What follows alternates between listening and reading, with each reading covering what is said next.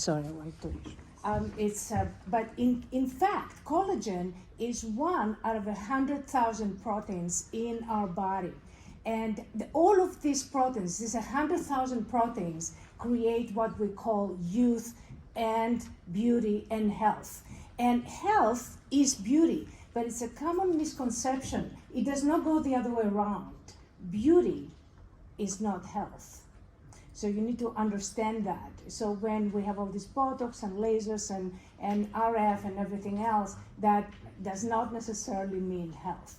So there's a basic design flaw in all the laser and RF research. And the flaw is that they only investigate the site that they have done the laser or the RF.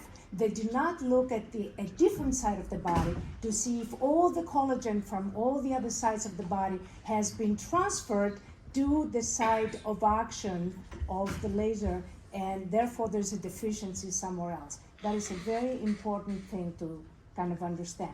And of course, the results are not what people expect. This is the marketing, and the reality is very different.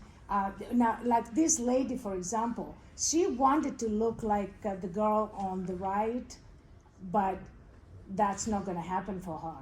But this is the image that we have in our head. This is the brainwashed, and this is what brainwashed is about.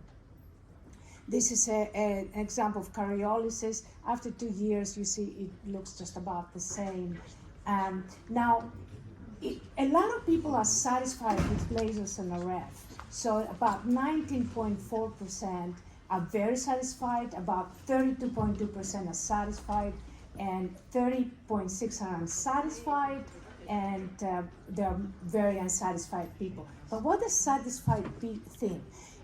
There is a psychological principle called cognitive dissonance. That means we're changing the perception to fit our action. So we say, well, I'm not stupid to go and spend all this money in RF and laser treatments. I must be satisfied. So we did a study, and I published 2 articles on that, and we gave the MMPI to all of these ladies that said they were satisfied. And in fact, the lie scale of the MMPI was at the highest, and that was a very significant result. And they were saying they were happy, but they were depressive symptoms according to the MMPI. The other problem is that there is no short-term or long-term RF studies of visceral fat reduction.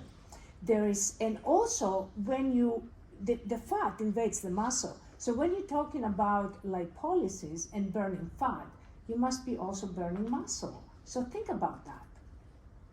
So the most important thing that I would like to offer you is that aging is equal to inflammation.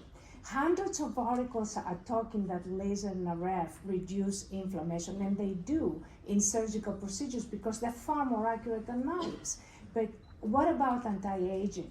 We don't have any longitudinal research to show that there is an actual decrease of inflammation. And the most important thing about these studies is that they ignore the basic principle of science, which is the 5% significance. It has to be below 5% to be significant. So let's look at these studies. I looked at 34 studies.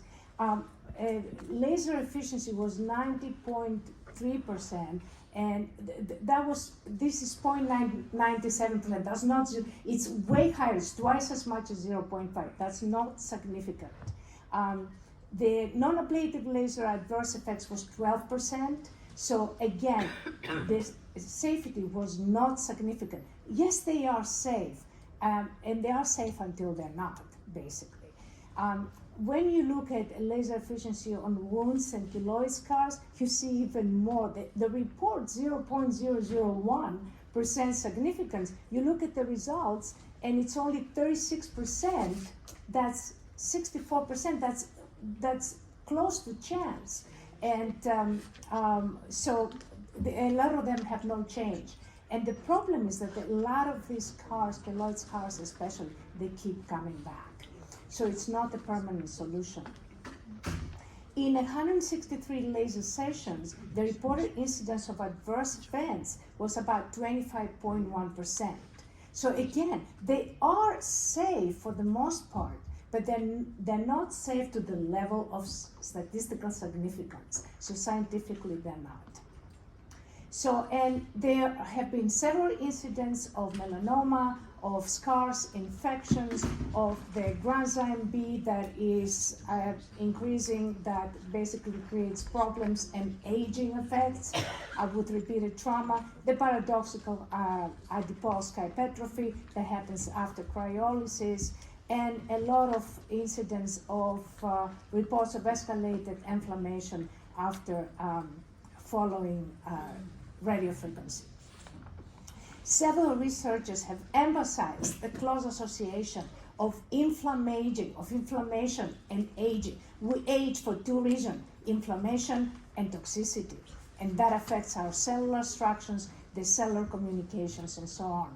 And impaired immune surveillance accelerates accumulation of senescent cells, and that is aging. So what do we have to look at? We have to increase the efficiency of the immune system, not undermine it.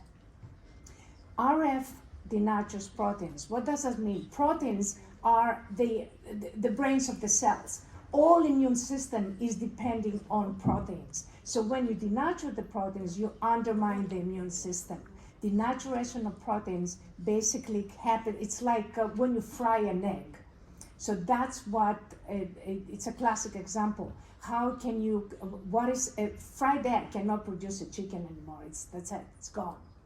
So the anti-aging industry tends to treat the body like a glass with evaporating liquid. This is incorrect. The body is a very complex gestalt, a very complex mechanism with several connections. So let's look at stem cell therapies, for example. All stem cells work. They do, we see amazing results with stem cells. However, the clinics only tell you the good. They don't tell you the bad and the ugly. And the bad is immunorejection and tumorigenesis.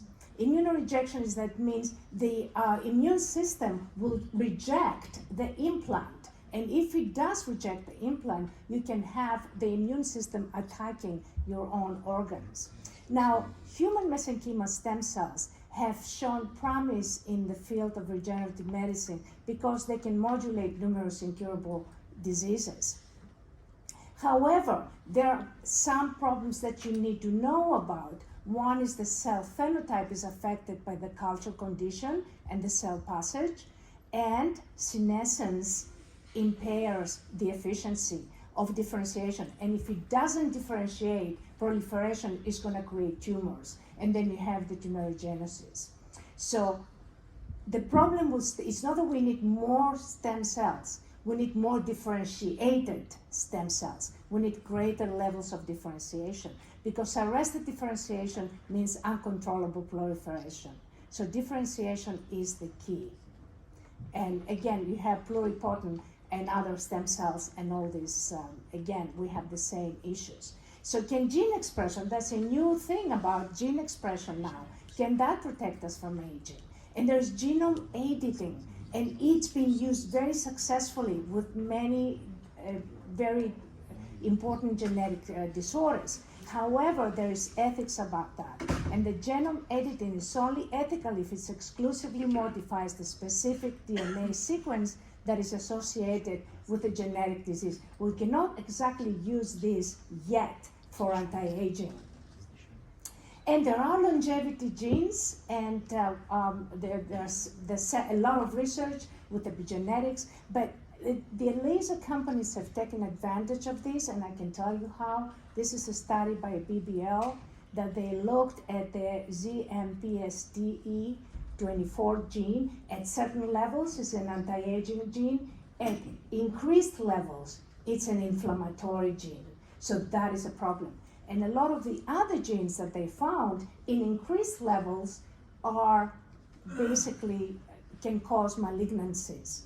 Now, there's no mechanism in this technology to kind of adjust the amount of gene expression in a particular body, in your specific body.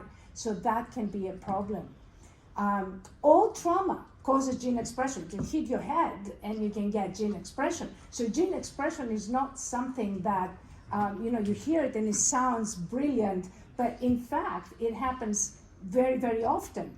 And the problem with gene expression is that it can be different for the old. The same gene that can be expressed with young people can be a problem with old people. So the anti-aging ecosystem is now changing, and you need to realize that. And it goes towards health. You're losing patients. And how can we keep these patients? Because some of them are unresponsive, some of them keep coming, but how can we keep these patients? One thing is very important to understand. A healthy person looks younger and more beautiful than a young person who is ill. If we understand that, then we're gonna go through different technologies that can enhance health and immunity. And this is the secret to age delay. It's health and immunity.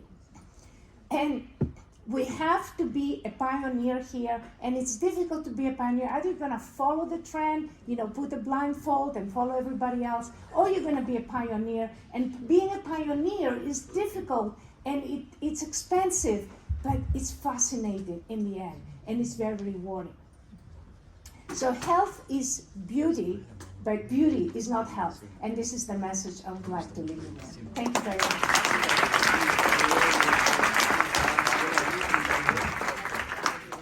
So it's very good. We have 10 minutes for questions. Can we have a microphone, please?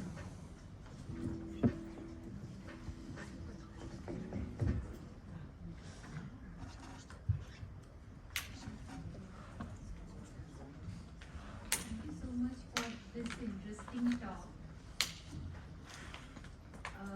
So I just want to know, what's your take on intermittent fasting? Like you talked about laser and its effect, and beauty therapies and its effect on our overall health and aging. What's your opinion about intermittent fasting? Nowadays we hear that that can also change the internal biological clock.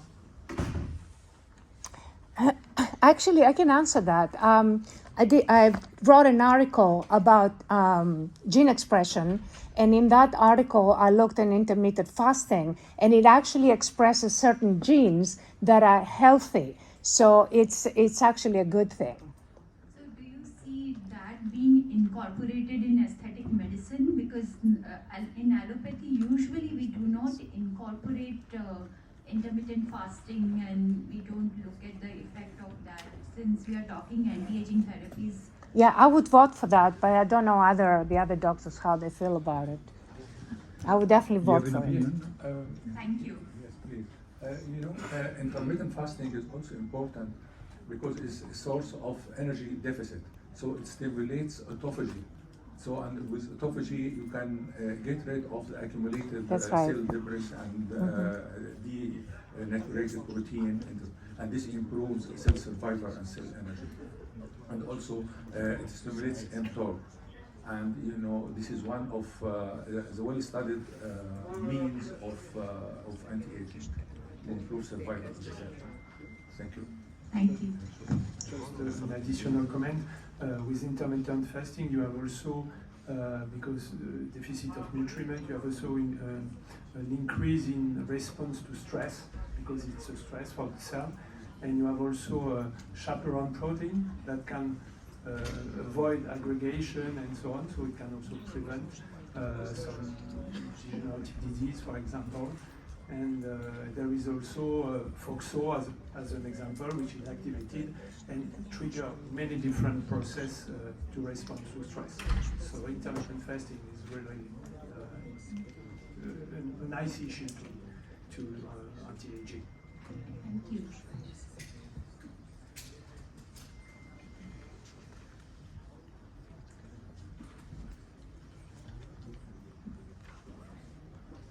Thank you. Just a very short comment, if you can, regarding the benefits of the semaglutide, the Ozempics, to anti-aging.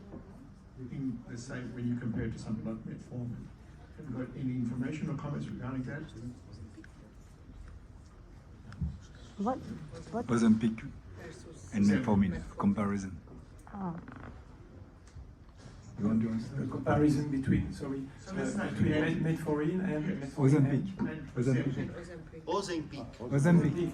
Oh, it's totally different. Yes, but do you have any, do you have any comments regarding the anti-aging benefits? The target is GLP-1 is the hormone of satiety, so it's you eat less with this molecule, and with metformin you control the autophagy and so on, prevent diabetes also. So it's really different aspect of anti-aging, because if you eat less, you are not you can not be obese and so on. So obesity is inflammation also, so it promotes aging.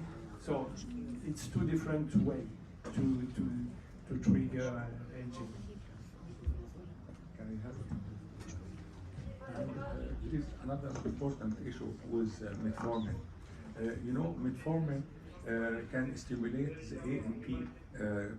AMPK kinase, adenosine monophosphate protein kinase enzyme, and this enzyme is considered the master energy modulator. So it improves, it can control the metabolic activities of the cell based on the energy status.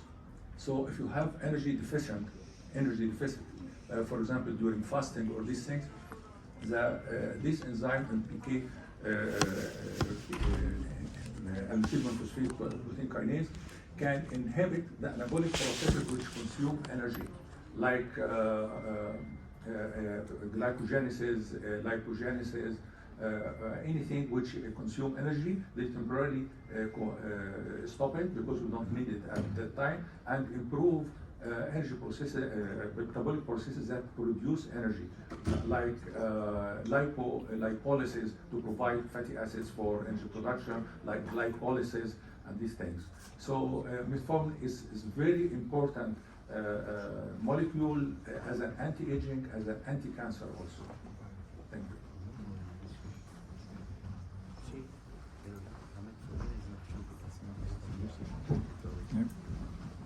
Just a word from me about xanya. I think her lecture was very good, because also we should be very careful with exosome. The same problem probably with exosome. Yeah. Nobody knows what are exactly exosome, and many people use it, even from plants. They inject exosome from plants. Yeah, some people use it, and when you want to try to use exosome, I think you should be very careful. Yeah, actually, I did I brought another article about that, and it had to do with exosomes and how there is no technique yet of how you can kind of produce them, and it depends on the lab, and some labs are doing okay, but even like 90% can be a problem. So we're not there yet. I know you hear all this good news, but it's not completely there. Thank you for. I have a comment on exosome also. Exosome are secreted by cells, as stem cells, for example, and often mesenchymal stem cells. And there is a difference in exosome if you start from young people or old people. So That's right. for sure there is a lot of issue to control and so on. Absolutely. To be sure that the exosome is not the bad instead of the young. Sure. So, no more questions. Thank you, everybody. Now you will have the next session. Bye-bye. See you.